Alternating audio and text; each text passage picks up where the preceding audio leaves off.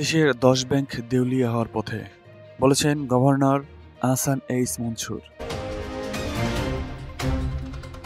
সুপ্রিয় দর্শক, আসসালামু আলাইকুম। এআরপি বার্তা চ্যানেলের পক্ষ থেকে আপনাদেরকে স্বাগতম।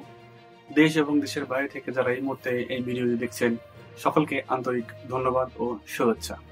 সুপ্রিয় দর্শক, এতক্ষণ শুনছিলেন সংবাদ শিরোনাম, এখন পুরো বিস্তারিত। দেশের ১০ ব্যাংক দেউলিয়া হওয়ার পথে, বলেছেন গভর্নর আহসান এইচ মনসুর। কেন্দ্রীয় ব্যাংকে সমসাময়িক বিষয় নিয়ে গণমাধ্যম কর্মীদের সঙ্গে আলাপকালে জালিয়াতি ও লুটপাটে দেশের ১০ ব্যাংক দেউলিয়া হওয়ার পর্যায়ে চলে গেছে। অন্তর্বর্তী সরকার এসব ব্যাংকে রক্ষার চেষ্টা করছে বলে জানিয়েছেন বাংলাদেশ ব্যাংকের গভর্নর আহসান এইচ মনসুর।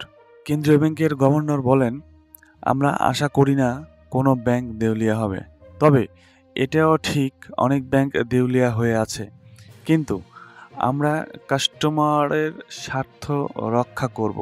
এই ব্যাংকগুলোকে আমরা ঘুরে দাঁড়াতে সাহায্য করব। ইনশাল্লাহ এগুলো ঘুরে দাঁড়াবে। তিনি আরও বলেন, দেউলিয়ার পথে ১০ ব্যাংকের মতো সেটা কথা নয়, এগুলোকে আমরা টার্ন অ্যারাউন্ড করব ইনশাআল্লাহ। দরকার হলে মার্জ করব। কাস্টমার আলটিমেটলি ক্ষতিগ্রস্ত হবে না। এমন পরিস্থিতিতে গ্রাহকদের আস্থা ফেরাতে ডিপোজিট ইন্স্যুরেন্স স্কিম ১ লাখ টাকার পরিবর্তে ২ লাখ টাকা করার সিদ্ধান্ত নিয়েছে কেন্দ্রীয় ব্যাংক। ব্যাংক খাতের অবস্থার কারণে গ্রাহকদের কোনো ক্ষতি হবে না উল্লেখ করে গভর্নর বলেন, ব্যাংক খাতের ৯৫% গ্রাহকের স্বার্থ নিশ্চিত করা হবে। বিশ্বের কোনো দেশেই ব্যাংকিং খাতের আমানতের শতভাগ গ্যারান্টি দেয় না। আমরা ৯৫% গ্রাহকের স্বার্থ নিশ্চিতের গ্যারান্টি দিচ্ছি।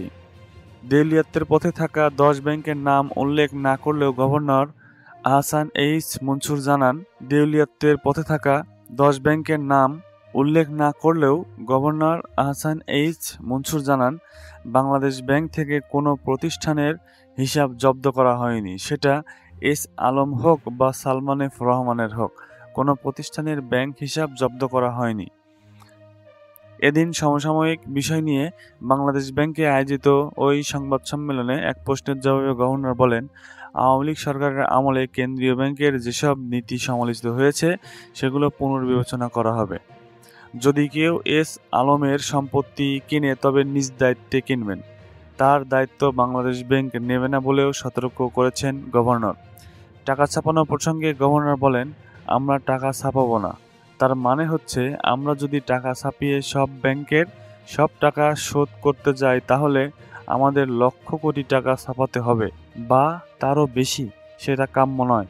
যাদের লিকুইডিটি শর্টেজ আছে, ব্যাংকিং খাতে লিকুইডিটি দিয়েই ইনোভেটিভ ওয়েতে তাদের লিকুইডিটি সাপ্লাই করব।